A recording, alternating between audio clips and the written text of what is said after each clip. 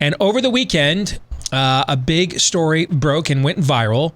A whistleblower within the Coca-Cola company leaked out some of the diversity material that was being promoted internally within one of the more venerable companies of Americana, Coca-Cola, right? Yeah. And of the world. Of the world, really. Yeah, you're right. All right. And essentially it was a guide to how to be less white. Now, I didn't read through the guide because right away I realized I have a dilemma. I could be less arrogant. Okay, that's probably not true. I could be less defensive. No, that's probably not true either. Actually, I'm not sure I could do any of those things now that I look at the list. All right. Okay. I mean, listing's way overrated. So, all right, I'm screwed. But the list notwithstanding, how can I be less white and therefore not be guilty of cultural appropriation? Right? I mean, if I'm less white, I've got to be more something else, right? More black, more brown, more pansexual, vegan, lizard. Something has to replace the white. The whiteness goes. Something has to replace the whiteness. Something has to step in.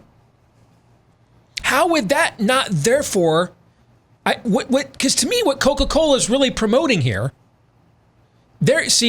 I think this is sinister.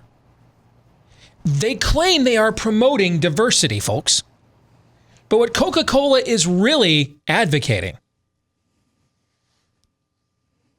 is repackaged cultural appropriation. What they're really telling people is to rob and pillage from other cultures instead and claim it as your own. Embody it yourself. It's like they're run by the Muppets or something. Indeed. Is this not the very definition?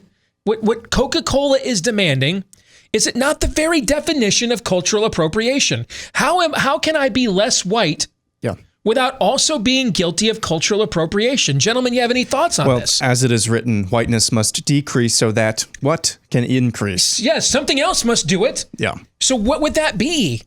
It would be me appropriating another culture, right? Yes, and we've seen where this goes when a white guy opens up a Chinese restaurant. This is not theoretical. The hammer has been brought down on white people with dreadlocks. We've been down this road before. This seems like a setup. It's a trap. Is it a setup or is it something maybe they haven't thought of before? All right. So I thought to try to explore my non-white side, and I thought the right position here was to have neither white guilt or white pride.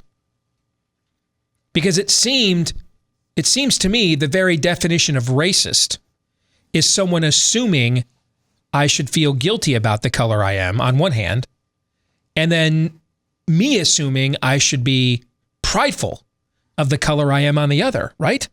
Isn't that the very definition of defining me according to race? Judging based on the color of your skin, not the content of your character. So I thought that was racist, but I've thankfully been informed that acknowledging defining everything by somebody's race as racist is in and of itself racist, correct? I don't know. By this time, is blackface in now? Is that? I don't know. That would be cultural appropriation. That's a culture for Ralph Northam, I think. Yeah, that's a question. I kind of thought blackface was racist, actually, but now I'm not so sure because, exactly. I mean, if I'm going to be non-white, something else has to occupy the space of my face. Correct. Now, I did attempt to get in touch with my not as white side, inspired by Coca-Cola, and I put together. Well, in white culture, this is called, my understanding is it's called a limerick. In non-white culture, it's a rap, correct? Do I have that correct? I think it's clear there's no possibility of you shedding your whiteness after laying that out. I think it's called a limerick. Yes, stewardess, I speak jive. Yeah, yes. I'm sounding like the white guy at every NWA album. Why, yes, officer, yes, yes. So I put together just a little biographical rap to help you and the audience get to know me a little bit better and my non-white side. Are you ready? No, but go ahead. All right. Straight out of JUCO, crazy white cracker named Steve Deace with residual acne on my face. It's actually up here in this area, sweat acne, but that's not important now. Since I'm steadfast, I got a podcast. See my picture and you'll wish I'd fast. What do you think? Limerick or rap? What do you think? Limerick or rap? Man. Feel like we need to talk to Marshall Mathers about that. And for those who don't know, who is Marshall Mathers? Eminem. Eminem, yes. Dennis Van Winkle, who was that? You guys remember who Dennis Van Winkle was? Ice. That's Vanilla Ice, was Dennis Van Winkle. Yes. So Todd, what do you think? Have I successfully gotten in touch with my not as white side? No. No? Sound so sure of yourself, Todd. Maybe you need to repent of your whiteness. Oh, I'm sure on multiple levels I need to do that. No, we're in Kobayashi Maru territory, brother. It's going to take a level of public mortification that you have not yet approached in order to do that. No?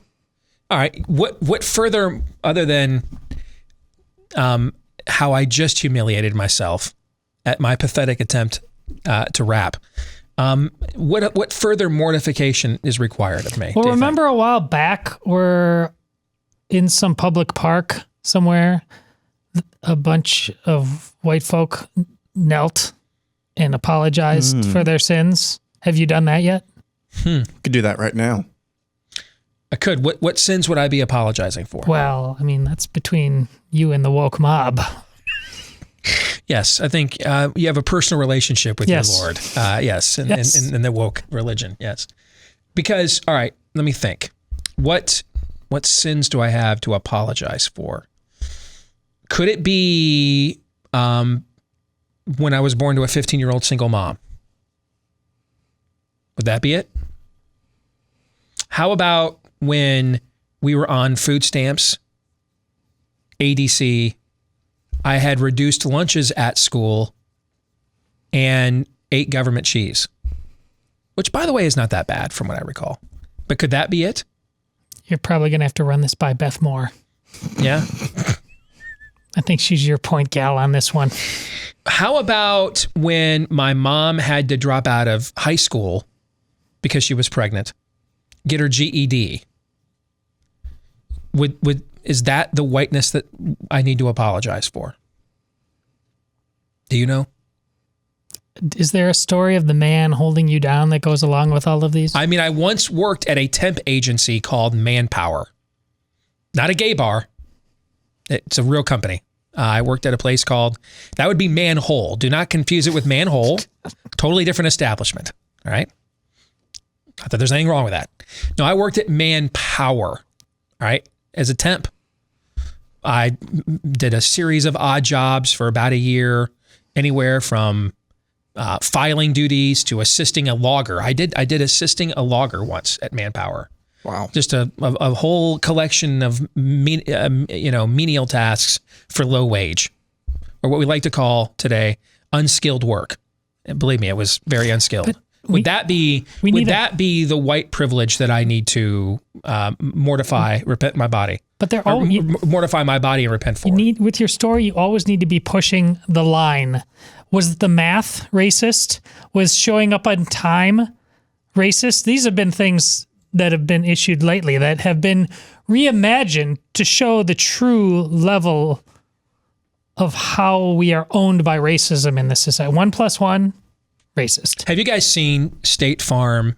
I mean, State Farm has a collection of great ads they're running during sporting events with the State Farm agents and Chris Paul and Aaron Rodgers and Pat Mahomes. I mean, it's a great collection of ads. It's not quite Jake from State Farm. That's one of my all-time favorite commercials. What are you wearing? I love that ad. All right. But, I mean, they have a very successful ad campaign going. And over the weekend, I was watching some college basketball, and I saw another ad from State Farm run. And it's an ad in black and white. The whole ad's in black and white. And it's essentially a social justice ad. And I thought it's appropriate that this ad is in black and white, because State Farm is literally pretending it's 1956. I mean, that literally nothing has changed in America. Nothing, no progress has been made whatsoever. This is the same ad that was being run in the 50s. You got to run this ad. Is there a more cynical, insipidly cynical entity in American culture today? Or American pop culture today, if we want to be more specific, than the fake woke corporation, who we all know that if it would enhance a half a penny on their share price, would lay off how many people, send how many people home without a paycheck to feed their families or send their kids to college, whether straight, gay, black, white, pan, vegan, Martian. If it would improve a half a friggin' penny on their share price, would lay all your asses off. You and I would send every last one of you folk, every last one of you to the poorhouse and not think twice about it. And instead, man, they'd high five each other at the next damn shareholder meeting. Yep. Is there anything more insipidly cynical in America today than the fake woke corporation? Anything? No. More damnably cynical, more damnably nihilistic, Aaron, than that. Your thoughts? No. And what's been happening in the United States, especially this decade, in a concentrated form in the last year, is the proliferation of critical race theory. You know that, I know that, everybody listening knows that. But I want to back up. Why now? And why critical race theory? What's the end goal of Marxism, Steve? What's the end goal of Marxism? Power and control. Power and control. I think what happened is that true Marxism, who was the boogeyman in that? Who were the boogeymen in that? The rich, right? Mm-hmm. The rich. I think somewhere along the way it was found out that was never really going to fly that much in the United States. It does to some degree, but not on a mass scale. So why not target America's original sin, if you will, of slavery, our history with that, even though that's been dealt with and it's been a rocky road, but we're not in 1956 anymore. We're not in 1856 for that matter.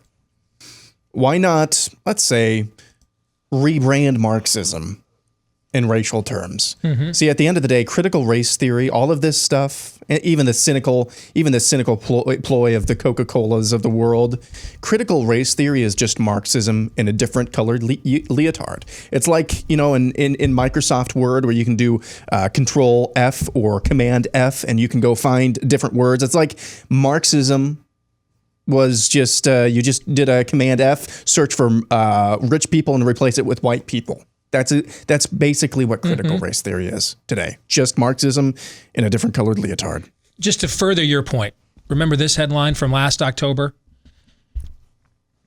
Black Lives Matter leader Patrisse Cullors lands Warner Brothers development deal to produce television programming for arguably the largest, most powerful, successful movie studio other than Disney on this entire planet.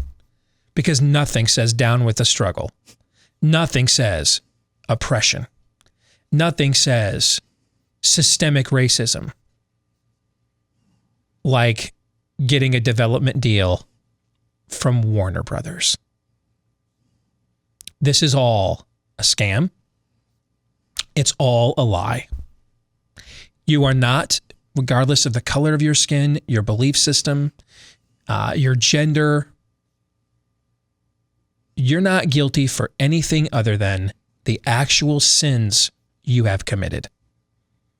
And don't let anybody tell you any different. You're not any more guilty for the fact that your great-great-great-great-grandfather was a fiend who beat his wife than you are for what happened in America in 1842. You're only guilty for what you've done wrong. You need to make amends for what you've done wrong. You need forgiveness and atonement for what you have done wrong. And that's it. And that's not a get out of jail free card. That's what makes it possible to move forward. That's exactly to move right. on, because you're not chained. Anything else is a lie and is actually racist.